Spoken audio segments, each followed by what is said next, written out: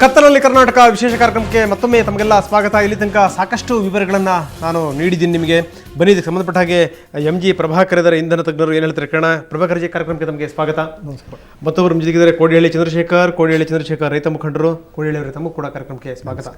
ಮತ್ತೊಬ್ಬರು ಜೊತೆಗಿದ್ದಾರೆ ಬಾಲಸುಬ್ರಹ್ಮಣ್ಯ, ಪೀಣ್ಯ ಕೈಗಾರಿಕಾ ಸಂಘದ ಅಧ್ಯಕ್ಷರು. ಬಾಲಸುಬ್ರಹ್ಮಣ್ಯ ಅವರೇ, ತಮಗೂ ಕೂಡ ಕಾರ್ಯಕ್ರಮಕ್ಕೆ ಸ್ವಾಗತ. ನನ್ನ ಮೊದಲ ಪ್ರಶ್ನೆ MG ಪ್ರಭಾಕರ್ ಅವರಿಗೆ.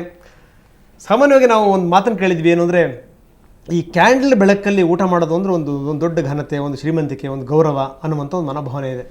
ಸೊ ಈಗ ನಾವು ಬೇರೆ ಬೇರೆ ಕಾರಣಗಳಿಗೋಸ್ಕರ ಕ್ಯಾಂಡಲ್ ಇಟ್ಟಿದ್ದೀವಿ. ಸೊ ಏನು ಅನ್ನಿಸ್ತಾ ಇದೆ ಸರ್ ಈ ಸ್ಥಿತಿಯನ್ನು ನೋಡಿದ್ರೆ? ನಮ್ಮ ಈಸ್ಥೆಟಿಕ್ ಸೆನ್ಸಿಬಿಲಿಟಿ ಪವರ್ ಹೋದ್ಮೇಲೆ ಫುಲ್ ಚಂದ್ರನ ನೋಡೋಕ್ಕೊಂದು ಅವಕಾಶ ಸಿಕ್ತು ನನಗೆ. ಇಂಥ ಒಳ್ಳೆ ಕೆಲಸ ಮಾಡಿದ್ದಾರೆ ಬೆಸ್ಕಾಮು, ಎಲ್ಲ ಸ್ವಿಚ್ ಆಫ್ ಮಾಡಿ ಒಳ್ಳೆ ಮೂನ್ ಲೈಟ್ ನೋಡೋದಕ್ಕೊಂದು ಆಯಿತು ಅಂತ. Aesthetic sensibility will not generally go will with the economic sense. Economic sense, energy ಬೇಕೇ ಬೇಕು. ಅದನ್ನು ಸರಿಯಾದ ರೀತಿಯಿಂದ ನಿರ್ವಹಣೆ ಮಾಡದೆ ಹೋದ ಪಕ್ಷದಲ್ಲಿ ಈ ಕತ್ತಲೆ ನಮಗೆ ಗುರುವಾಗುತ್ತೆ.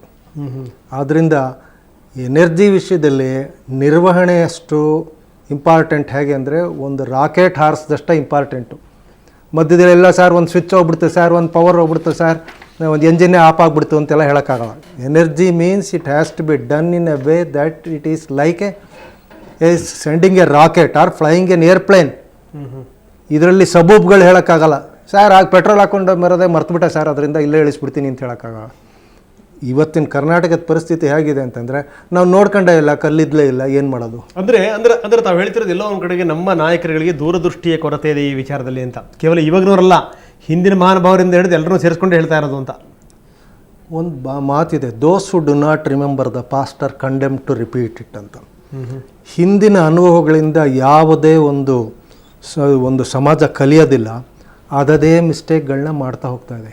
ಇದು ಮೊದಲನೇದಲ್ಲ, ನಾನು ಈ 30 ವರ್ಷದಿಂದ ನೋಡ್ತಾ ಇದ್ದೀನಿ. ಈ ಫೀಲ್ಡ್ನಲ್ಲಿ ಒಂದು 15 ವರ್ಷದಿಂದ we are committing the same mistakes, same excuses and same inefficiency.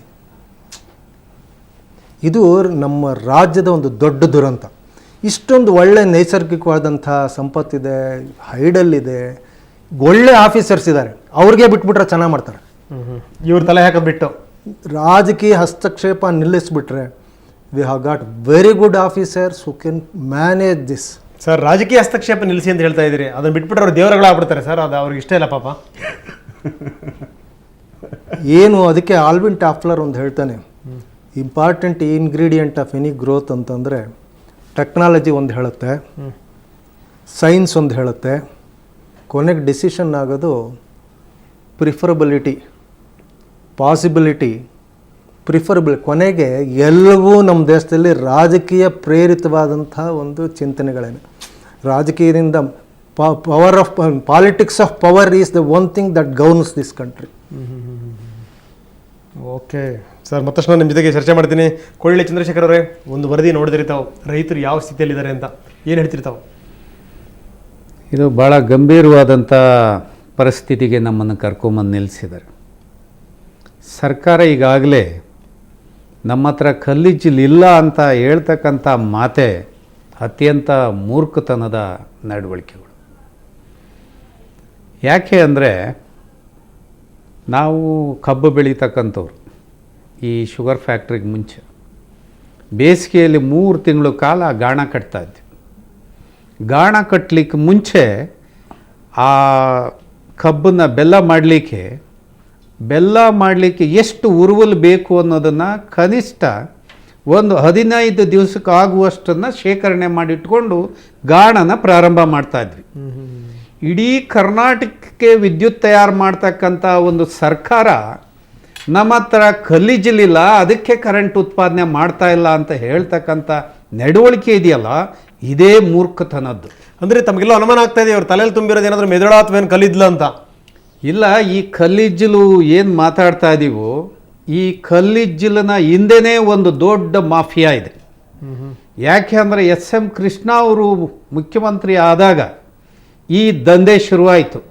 ಆ ದಂಧೆಯನ್ನು ಸರಿಯಾಗಿ ನಾವು CBI ಕೈಗೆ ಕೊಟ್ಟು ತನಿಖೆ ಮಾಡಿಸಿಬಿಟ್ರೆ ರಾಜ್ಯದ ಭಾಳಷ್ಟು ಜನ ಮುಖ್ಯಮಂತ್ರಿಗಳು ಜೈಲಲ್ಲಿರಬೇಕಾಗತ್ತೆ. ಇಂಥ ಒಂದು ದೊಡ್ಡ ಅಪರಾಧ ಕೂಡ ರಾಜ್ಯದಲ್ಲಿ ನಡೆದಿದೆ. ಏನು ನಾವು ಮೈನಿಂಗ್ದೇ ಭಾಳ ದೊಡ್ಡ ಅಪರಾಧ ಅಂತ ಇದ್ದೀವೋ, ಅದಕ್ಕಿಂತ ದೊಡ್ಡ ಅಪರಾಧ ಕರ್ನಾಟಕದ ಏನು ಕೋಲ್ ಮೈನಿಂಗ್ ಏನು ಕಲ್ಲಿಜ್ಜಲಿಗೆ ಸಂಬಂಧಪಟ್ಟಂಥ ದಂಧೆ ನಡೆದಿದೆ. ಇದು ಬಹಳ ದೊಡ್ಡ ಅಪರಾಧನೂ ಕೂಡ ನಮ್ಮ ಮುಂದೆ ಇದೆ. ಹಾಗಾಗಿ ಇದನ್ನು ಯಾರನ್ನ ತಪ್ಪಿಗೆ ಗುರಿ ಮಾಡ್ತಾ ಇದ್ದಾರೆ, ಈ ತಪ್ಪನ್ನು ಯಾರು ಅನುಭವಿಸ್ಬೇಕು, ಇದು ಪ್ರಶ್ನೆ ಬಂದಾಗ ಆಮೇಲೆ ನೋಡಿ ಕೊನೆಗೆ ಎಲ್ಲದನ್ನು ಹಳ್ಳಿ ಮೇಲೆ ತಳ್ಳಿ ಬಿಟ್ಬಿಡೋದು. ನೀವು ಪಾಪದ ಮಕ್ಕಳು ನೀವು ಅನುಭವಿಸಿ, ನಿಮಗೆ 3 ಗಂಟೆ ಕರೆಂಟ್ ಕೊಡ್ತೀವಿ, ಏನು ಮಾಡೋಕ್ಕಾಗಲ್ಲ, ಇದು ನಿಮ್ಮ ಹಣೆ ಬರ ಅಂತ ಹೇಳ್ತಕ್ಕಂಥ ಒಂದು ದೌರ್ಭಾಗ್ಯ ಈಗ ಕ್ಷಮಿಸೋಕ್ಕಾಗ್ದಿಲ್ದಂಥ ಮಾತುಗಳಿವು. ಹಾಗಾಗಿ ಸರ್ಕಾರದ ನಡವಳಿಕೆನೂ ಕೂಡ ಅಂಥದ್ದೇ ಅಪಾಯ. ಯಾಕೆ ಅಂದರೆ ಬೆಂಗಳೂರಿನಲ್ಲಿರೋರು ಏನು ಎ ಗ್ರೇಡ್ ಜನನ, ಪ್ರಜಾಪ್ರಭುತ್ವದಲ್ಲಿ ಎ ಗ್ರೇಡ್ ಸಿಟಿಜನ್ಸ್ ಅಂತ ಹೇಳಿ ಕರೆಯೋಣವಾ? ಯಾಕೆ ಕೋಡಿಹಳ್ಳಿಲಿರೋರೇನು ಲಾಸ್ಟ್ ಗ್ರೇಡು ಸಿಟಿಜನ್ಸ್ ಅಂತಲ್ಲ? ಯಾಕೆ ಕೊಡುವ ತಾರತಮ್ಯಗಳಲ್ಲಿ ವ್ಯತ್ಯಾಸ ಯಾಕೆ? ಹಳ್ಳಿನಲ್ಲಿ ಓದ್ತಕ್ಕಂಥ ಒಬ್ಬ ಮಗು ಅಥವಾ ಯುವಕ ಯುವತಿ ಅವ್ರಿಗೆ ಎಜುಕೇಷನ್ ಇಂಪಾರ್ಟೆಂಟ್ ಅಲ್ವಾ? ಅವ್ರನ್ನ ನಾಗರಿಕತೆಗೆ ಕರ್ಕೊಂಬಂದಿದ್ದೀರಲ್ಲ, ನಾಗರಿಕತೆಯ ವೇಗದಲ್ಲಿ ನೀವು ಓಡಬೇಕು ಅಂತ ಹೇಳಿ ಇವತ್ತೆಲ್ಲ ಸವಲತ್ತುಗಳನ್ನು ಕೊಟ್ಟು, ಇಲ್ಲ ಈಗ ಸದ್ಯಕ್ಕೆ ಆಗೋದಿಲ್ಲ, ನೀವು ಅಲ್ಲೇ ಇರಬೇಕು ಅಂದರೆ ಹೇಗೆ ಸರಿಯಾಗುತ್ತೆ? ಇದು ನಾಗರಿಕ ಸಮಾಜದ ಸರ್ಕಾರಗಳವೇ ಇದ್ವು. ಮಾನ ಮರ್ಯಾದೆ ಇದ್ದವರು ಈ ಥರದ ನಡವಳಿಕೆಗಳನ್ನು ತೋರಿಸ್ಬಾರ್ದು. ಇವತ್ತು ವಿದ್ಯುತ್ ಕೊರತೆ ಇದೆ, ಖರೀದಿ ಮಾಡಬೇಕು, ಖರೀದಿ ಮಾಡೋದ್ರಲ್ಲೂ ಒಂದು ದೊಡ್ಡ ದಂಧೆ. ಅಲ್ಲಿ ಯಾವುದೋ ಬೇರೆ ರಾಜ್ಯದಲ್ಲಿ ಒಂದು ರೇಟ್ ಮಾತಾಡ್ಕೊಂತಾರೆ, ಇವರು ಈ ಮಧ್ಯದಲ್ಲಿ ಒಂದು ರೇಟನ್ನು ಇಟ್ಕೊಂಡು ಇದೇ 100 ಕೋಟಿ 1000 ಕೋಟಿಗಳನ್ನ ಹಗಲು ದರೋಡೆ ಮಾಡ್ತಾ ಇದ್ದಾರೆ. ಈ ಹಗಲು ದರೋಡೆಗೆ ವಿದ್ಯುತ್ ಶಕ್ತಿ ಇಲಾಖೆ ಇವತ್ತು ಕಣ್ಣು ಮುಚ್ಚಿ ಕುಂತ್ಕೊಂಡಿದೆ. ಯಾಕೆ ಮಾತಾಡ್ತಾ ಇಲ್ಲ? ಮಾತಾಡ್ಬೇಕು. ಈಗ ಜನ ಮಾತಾಡ್ತಕ್ಕಂಥ ಕಾಲ ಬಂದೈತಿ. ಜನ ಬಾಯಿ ಬಿಡಿಸ್ಬೇಕು. ಏನೇನು ತಪ್ಪಾಗಿದೆ, ಈ ತಪ್ಪಿಗೆ ಕಾರಣ ಯಾರು, ಈ ತಪ್ಪಿಗೆ ಶಿಕ್ಷೆ ಯಾರು ಪಡಬೇಕು, ಜನ ಪಡಬೇಕೋ ಅಥವಾ ನಿಮ್ಮ ಮಾಡಿದಂಥ ಅಧಿಕಾರ ನಡೆಸ್ತವ್ರು ನೀವು ಪಡಬೇಕು ಅನ್ನೋದನ್ನ ಶಿಕ್ಷೆಯನ್ನು ಕೊಡಬೇಕಾದ ಜವಾಬ್ದಾರಿ ನಮ್ದೈತೆ. ಎಸ್, ಭಾಳ ಒಳ್ಳೆ ಮಾತನ್ನು ಹೇಳಿದ್ರಿ ಕೊಳ್ಳೆ ಚಂದ್ರಶೇಖರ್ ಅವರೇ. ಸುಬ್ರಹ್ಮಣ್ಯ ಅವರೇ, ತಮ್ಮ ಸರದಿ ಏನು ಹೇಳ್ತೀರಿ ಸರ್? ಸರ್, ನನಗೆ ತಿಳಿದ ಹಾಗೆಯೇ ನಮ್ಮ ಕರ್ನಾಟಕ ರಾಜ್ಯದಲ್ಲಿ ಈ ವಿದ್ಯುತ್ ಕೊರತೆ ಅಂತಕ್ಕಂಥದ್ದು ಸತತವಾಗಿ ಕಾಡ್ತಾ ಇರ್ತಕ್ಕಂಥ ಒಂದು ಭೀಕರವಾದ ಸಮಸ್ಯೆನೇ.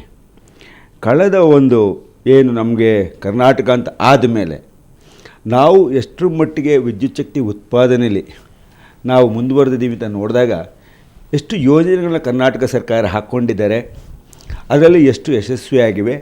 ಈಗಲೂ ಕೂಡ ಹೆಚ್ಚಿನ ಅವಲಂಬನೆ ಕೇವಲ ನಮ್ಮದು ಶರಾವತಿ ಮೇಲೆ ಇರ್ಬೋದು, ಹೈಡಲ್ ಪ್ರಾಜೆಕ್ಟಲ್ಲಿ, ಅಥವಾ ಶಿಂಷಾದಿಂದ ಬರ್ತಾ ಇರ್ಬೋದು. ಈಗ ರಾಯಚೂರು ಥರ್ಮಲ್ ಪವರ್ ಪ್ಲಾಂಟ್ ಇದೆ ಅಂತ ಹೇಳ್ತಾರೆ, ಮತ್ತು ಇನ್ನೊಂದು ಇದರಲ್ಲಿ ಉಡುಪಿಲಿ ಒಂದಿದೆ ಅಂತ ಹೇಳ್ತಾ ಇದ್ದಾರೆ.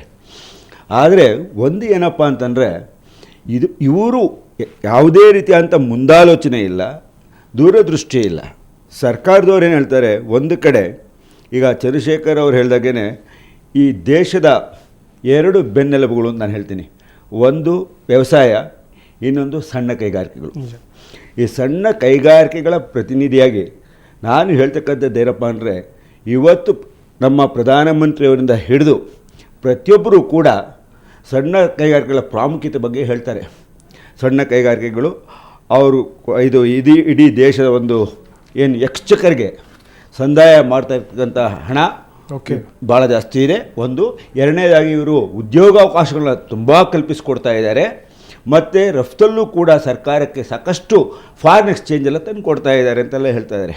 ಆದರೆ ನಿಜವಾಗ್ಲೂ ನಾವು ನೋಡಿದಾಗ ಇಷ್ಟೆಲ್ಲ ಕಷ್ಟಪಟ್ಟು ಮಾಡ್ತಾ ಇರ್ತಕ್ಕಂಥ ಈ ಸಣ್ಣ ಕೈಗಾರಿಕೆಗಳಿಗೆ ಇಲ್ಲಿ ಬೇಕಾದಂಥ ವಿದ್ಯುತ್ ಶಕ್ತಿ ಸರಬರಾಜು ಏನಿದೆ, ತಡೆರಹಿತ ವಿದ್ಯುತ್ ಶಕ್ತಿನ ಸರಬರಾಜು ಮಾಡೋಕ್ಕೆ ಆಗ್ತಾ ಇಲ್ಲ ಇವ್ರ ಕೈಲಿ. ಬಹುಶಃ ಇದಕ್ಕೆ ಕಾರಣ ಏನಪ್ಪ ಅಂದರೆ, ಒಂದು ಇದಕ್ಕೆ ಸಂಬಂಧಪಟ್ಟಂಗೆ 3 ಸಂಸ್ಥೆಗಳಿದೆ. ಒಂದು KPC. ಅಲ್ಲ ಸುಬ್ರಹ್ಮಣ್ಯರು, ಒಂದು ಸ್ಮಾಲ್ ಇಂಟರಪ್ಷನ್ ಏನು ಅಂತಂದ್ರೆ, ಬಸ್ಸೇ ಎಲ್ಲ ನಮ್ಮೂರಿಗೆ ಅಂದ್ರೆ ತಡೆರಹಿತ ಬಸ್ ಬಿಡಿ ಅಂತ ಹೇಳ್ದಂಗೆ ಆಗ್ತಾ ಇದೆಯಾ? ಒಂದು ನಿಮಿಷ ರಂಗನಾಥ್ ಅವರೇ, ಇಲ್ಲಿ ನಾನು ಹೇಳ್ತಾ ಇದ್ದೇನಪ್ಪ ಅಂದರೆ, ನೀವು ವಿದ್ಯುತ್ ಶಕ್ತಿನ ಕೊಡ್ತೀವಿ. ಈಗ ಉದಾಹರಣೆಗೆ ನೀವು ಜಾಗತಿಕ ಬಂಡವಾಳದಾರರ ಏನು ಸಮಾವೇಶ ಮಾಡ್ತಾ ಇದ್ದೀರಾ, ಹೌದಾ? ನೀವು ಹೊರದೇಶಗಳಿಂದ ಜನಗಳನ್ನ ಕರಿತಾ ಇದ್ದೀರಾ, ಹೊರ ರಾಜ್ಯಗಳನ್ನ ಕರಿತಾ ಇದ್ದೀರಾ, ನಮ್ಮ ದೇಶಕ್ಕೆ ಬನ್ನಿ, ನಮ್ಮ ರಾಜ್ಯಕ್ಕೆ ಬನ್ನಿ, ನಮ್ಮ ರಾಜ್ಯದಲ್ಲಿ ನಾವು ನಿಮಗೆ ಬೇಕಾದಂಥ ಭೂಮಿ ಕೊಡ್ತೀವಿ, ವಿದ್ಯುತ್ ಶಕ್ತಿ ಕೊಡ್ತೀವಿ, ಮತ್ತೊಂದು ಕೊಡ್ತೀವಿ ಅಂತ ಹೇಳ್ತಾ ಇರೋ ನೀವು ಈಗ ಇಲ್ಲಿರ್ತಕ್ಕಂಥ ಕೈಗಾರಿಕೆಗಳಿಗಾಗಲಿ ಅಥವಾ ವ್ಯವಸಾಯಕ್ಕಾಗಲಿ ನೀವು ಕೊಡೋಕ್ಕಾಗದೇ ಇರುವಾಗ, ಅಂಥ ಒಂದು ಸಂದರ್ಭದಲ್ಲಿ ಇರ್ತಕ್ಕಂಥ ಏನು ವಿದ್ಯುತ್ ಶಕ್ತಿ ಉತ್ಪಾದನೆ ಇದೆ ಅದನ್ನು ಇಲ್ಲಿ ಸ್ಥಳೀಯವಾಗಿ ಇರ್ತಕ್ಕಂಥ ಕೈಗಾರಿಕೆಗಳಿಗೆ ಕೊಡಿ ಮೊದಲು. ಎಸ್ ಸರ್, ಮತ್ತಷ್ಟು ನಾನು ನಿಮ್ಮ ಜೊತೆಗೆ ಚರ್ಚೆನ ಮಾಡ್ತೀನಿ. ಸೊ ಸಣ್ಣ ಬ್ರೇಕ್ ನಂತರ ಚರ್ಚೆಯನ್ನು ಮುಂದುವರಿಸ್ಕೊಂಡು